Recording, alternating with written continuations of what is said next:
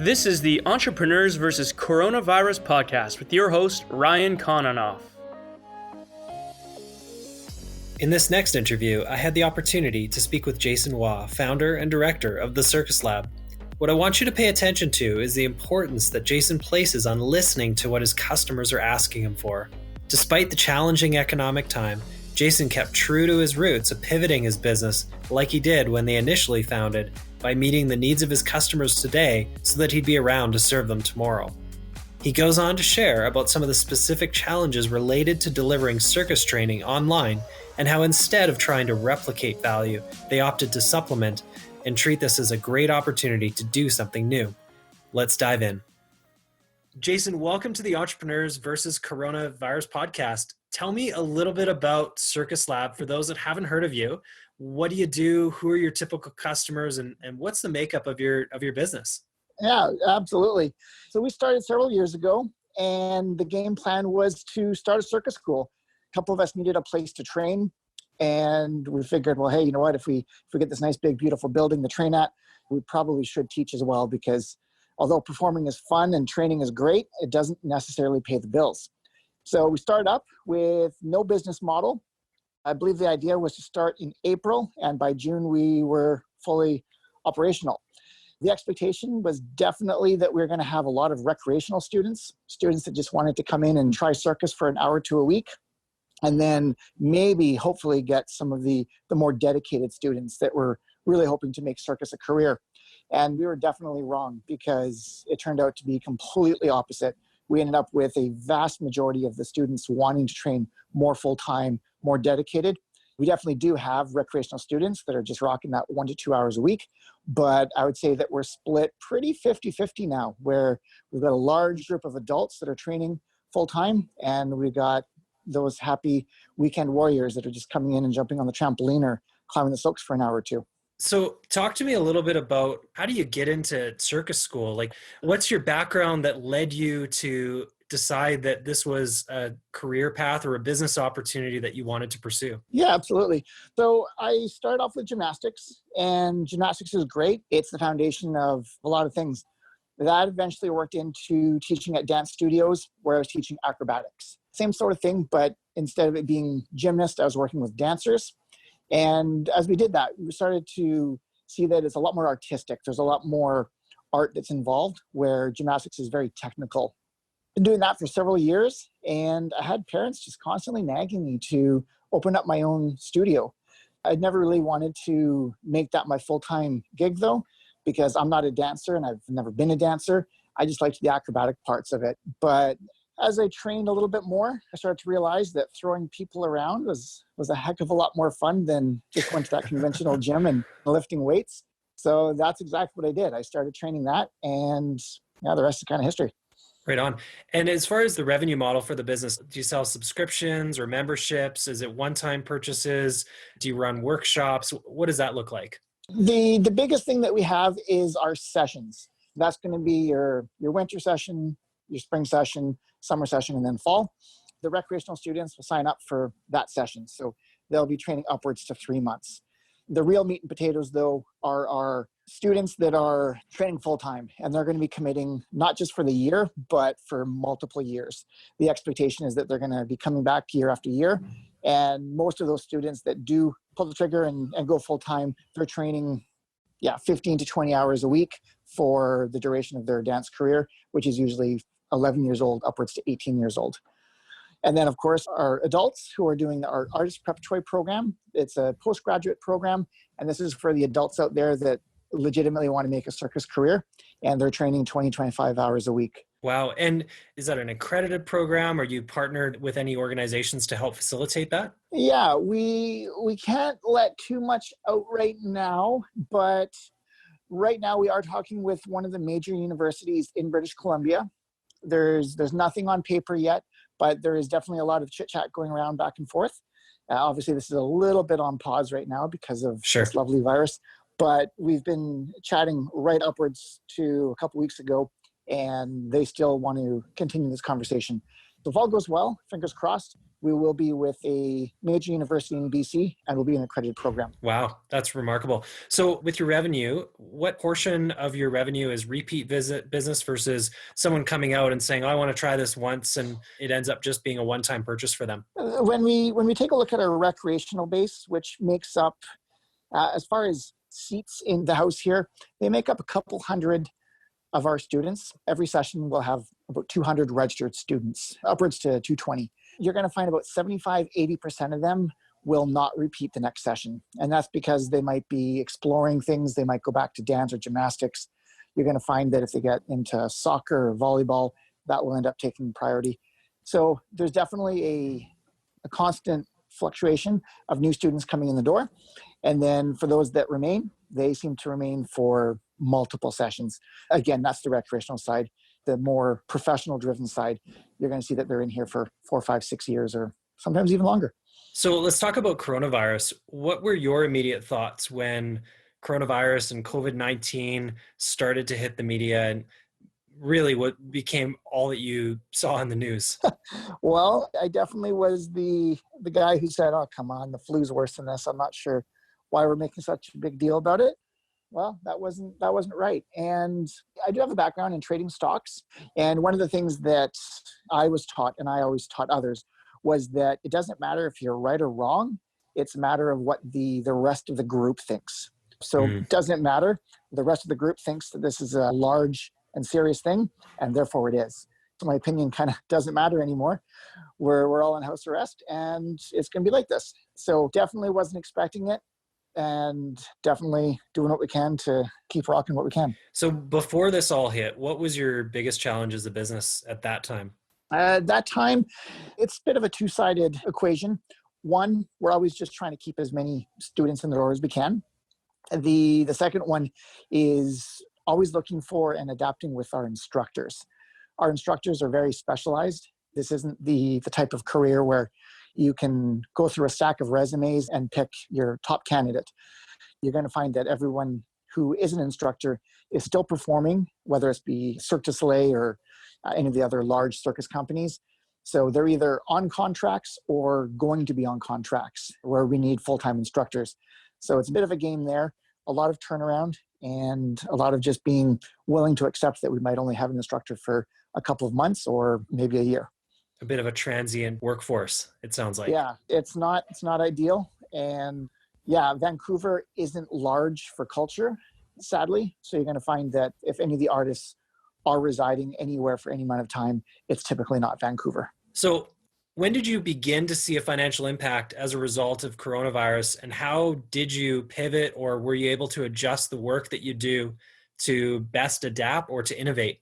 We definitely, a couple weeks ago, about 2-3 weeks ago, I couldn't say that the timing could have been any worse, because we were just getting ready for our spring session. So we had 2 weeks of spring camp planned, and we usually expect that revenue to help us get through the slower season. Obviously, that had to go on hold. So we've lost some revenue there. We lost some corporate events because large gatherings were canceled. And yeah, so we kind of just sat quietly just to see what we can expect. And then obviously as things started to really ramp down to gatherings no more than 50, downwards to 25, down to 5, we made the decision to go as virtual as possible. So that's really what we're doing now. This is our first week of virtual training. And the goal is that that's going to be enough to keep us afloat. So let's talk a little bit about the virtual training. What does that actually look like as far as delivery goes? Yeah, so I'm pretty stoked that we've got some passionate instructors that are willing to volunteer their time, because in order to deal with the brick and mortar type structure, our building, our lease, our rent, our insurance, we still do need to make up a very large amount of money, where on the virtual side, if we were strictly virtual, we wouldn't have that overhead. But knowing that we do, we've got a lot of stuff from Pilates to yoga to conditioning and stretching, as well as some other stuff that's juggling, partner acro and whatnot. It's great, and it's definitely enough to keep people busy and moving, but it isn't fully and 100% what we are, which is circus and acrobatics, where it's supposed to be larger than life. We're supposed to be climbing silks that are 30 feet high and bouncing off of trampolines and whatnot.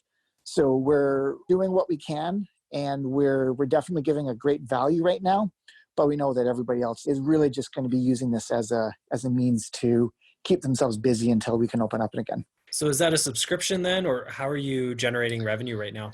We took a look, obviously, to see what other competitors are doing in the field, because obviously now we're not just competing with local businesses, we're competing with the global scale just because this is virtual. And the one thing that we noticed was a lot of different people were offering a la carte services. So if you wanted to do yoga, you'd go to this person. If you wanted to go to do handstands, you'd go to that person.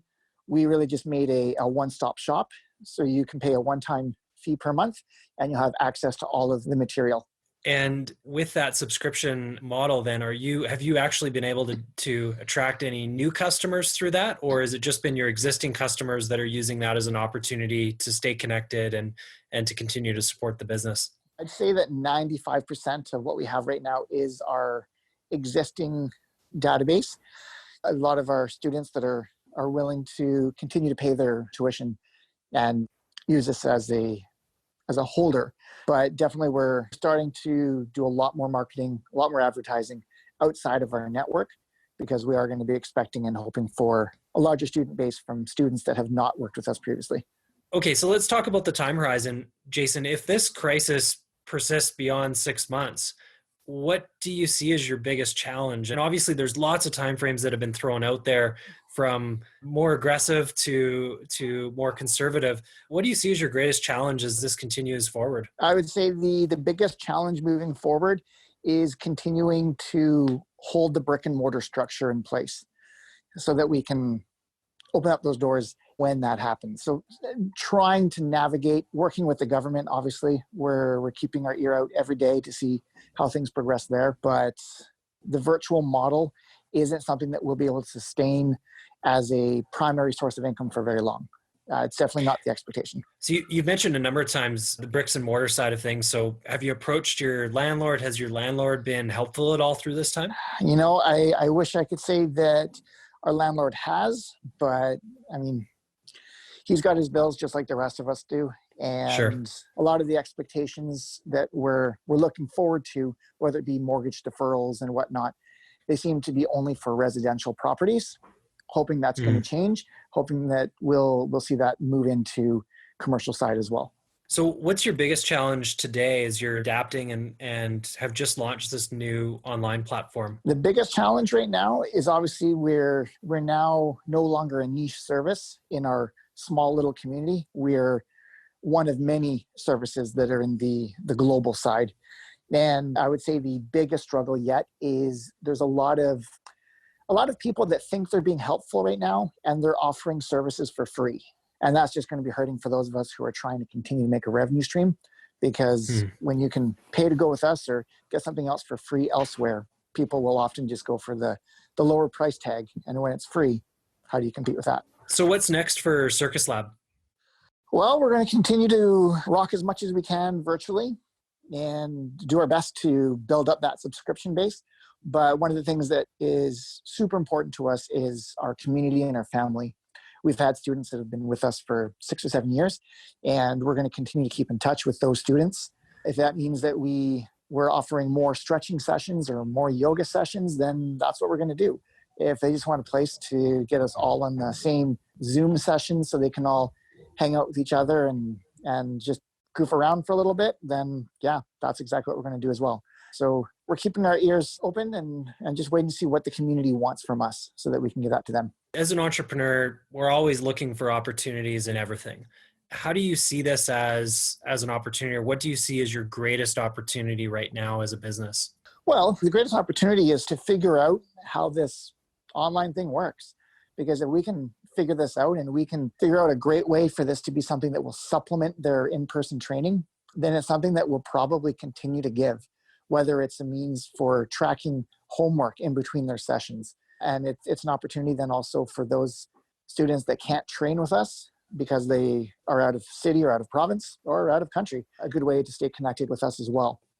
And Jason, what would you say to those who are listening and maybe they're struggling in their business and they haven't found that way to pivot or to shift or to innovate within their space? What resources or suggestions could you make?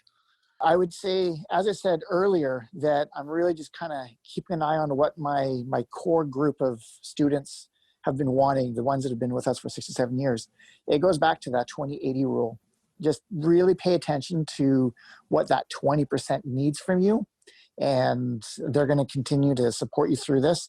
And obviously, with that model in place, you'll be able to attract new business because you're going to see that you're providing something that's clearly beneficial. Pareto's law, love it. And I think you hit on a really key point there, which is to listen to your customers.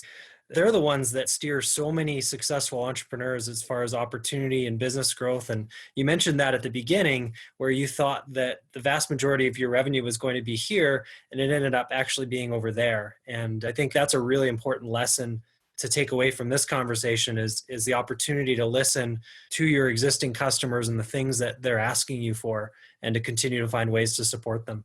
Yeah, I think it's really important to be consistent with what you're doing.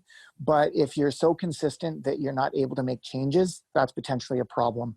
So definitely, if you're venturing off into new territory, have your policies in pencil, but definitely don't put your policies down in pen, because you definitely need to find out what those customers or those family members want from you so that you can make new and better policies based off of that.